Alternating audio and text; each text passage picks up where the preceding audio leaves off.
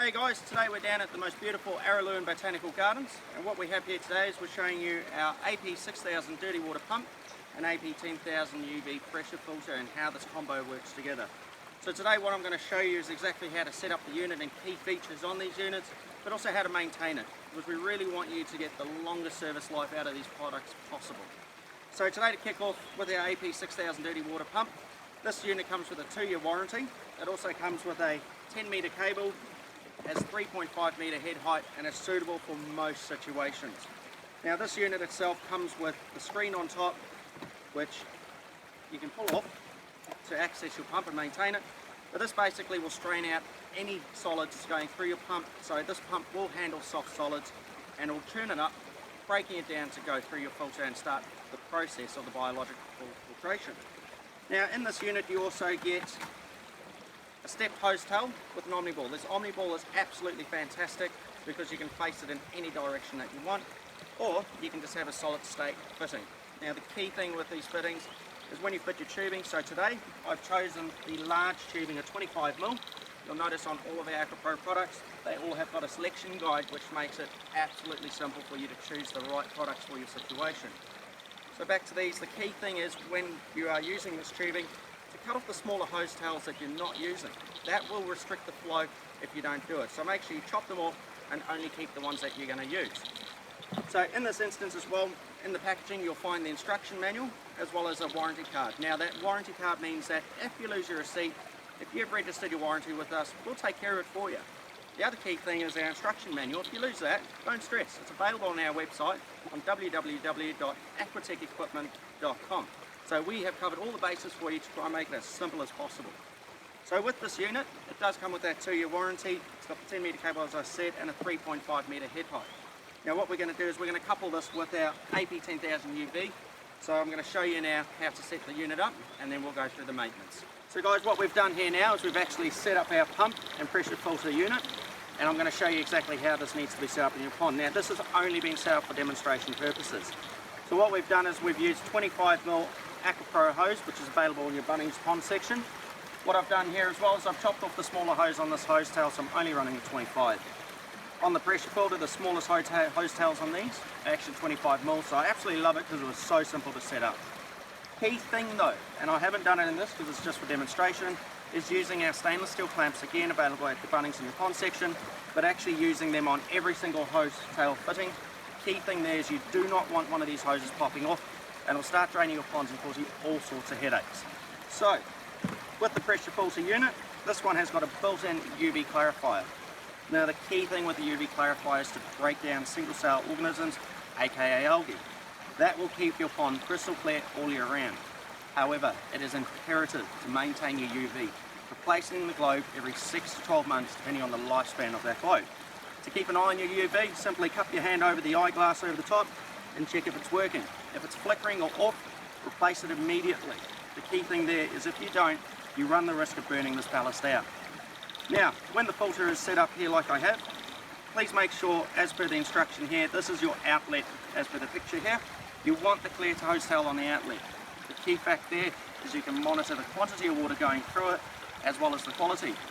This hose tail will continuously be full because it is pressurized by the pump, so do not put the clear hose tail on this side. In the kit as well, you've got a tap. Now while your pump is running, the easy simple maintenance of this unit, pump is running, you need to open the tap like so. You'll notice a little bit of water start dribbling out. You turn your flow diverter over to the side like so, and you start rotating the handle. Fairly slowly, not too quick, because you don't want to tear up the sponges inside, and you want to agitate the dirt and gunk on the outside of the sponges as much as possible so you're getting a good solid clean out of the filter. So up to around about 36 rotations depending on the quality of the water coming out. The water coming out is never absolutely clear, so please don't keep going until it's completely clean because you run the risk of flushing out all of your good bacteria. You just want to get the gunk out, but you want to leave the colony of bacteria in the filter too. Once you've finished doing that, simply switch the flow diverter back to the pond and close your tap off. So now we're going to kick off with our annual maintenance of our pressure filter. Now it's key to do this maintenance every 6 to 12 months, depending on the situation in your pond and depending on what UV you've got in here and the lifespan of that UV globe. So what I've already done is I've already removed our 4 stainless steel screws to make it nice and easy to access the unit. Once you've done that, you lift this out carefully. You'll notice you've got your ballast, your quartz sleeve and the globe inside.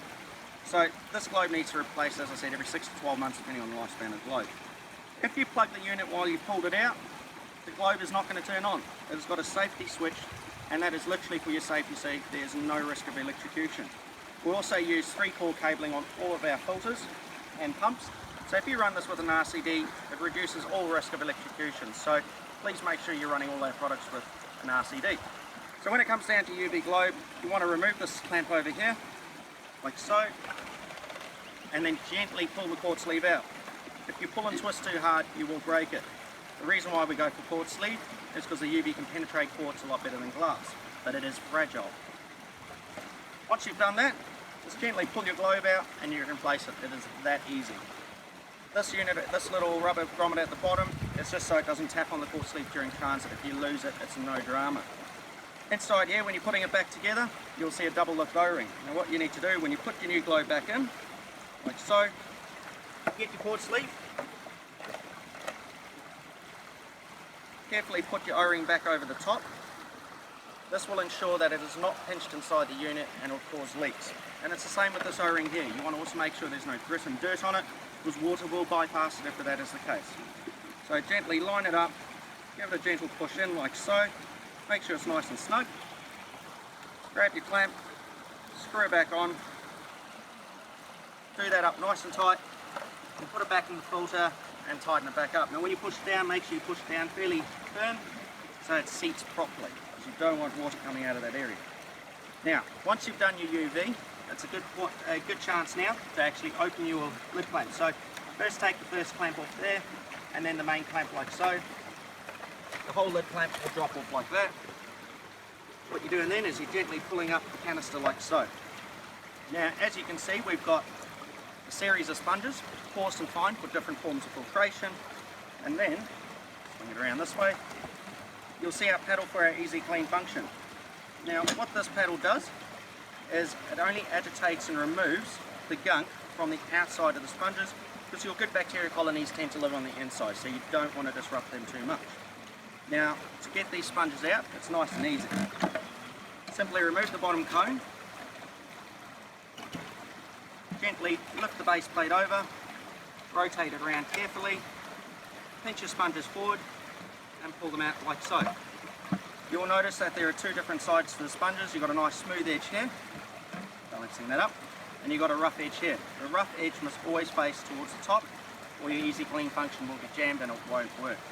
And then you can remove them all, give them a good hard clean, but making sure you're not cleaning them too thoroughly, because you don't wash all the bacteria out, and making sure you're not using tap water, chlorinated water, because that will kill your bacteria. So grab a bucket of pond water, give it a good clean out, and then that dirty water, pour it on your plants. Your plants will love you for it, especially your veggies and your herbs. You'll also notice at the bottom of the unit there's a rack of bioballs. Now these are fantastic for biological filtration in the sense that the colonies will live inside these balls. Give it a good shake and rinse in a bucket, and then making sure there's no grit and dirt at the bottom as well. When you put the unit back together, please make sure your O-ring is nice and clean and seated well. If again you have grit on your O-ring, you run the risk of leaking. Now you'll notice there's a bit of lubrication on there, it makes it slide on nice and easily. Once you've done that, carefully put your sponge back in and like so, twist the base plate around again, and you need to line and push this up. So gently give it a click and it's in place there. Putting your cone piece back on, sliding the unit back over. Fantastic part about this unit is it can go on any which way you like, that does not matter. Seal it back down, nice and firm, and put your locking ring back on as you've pulled it off, and you're done.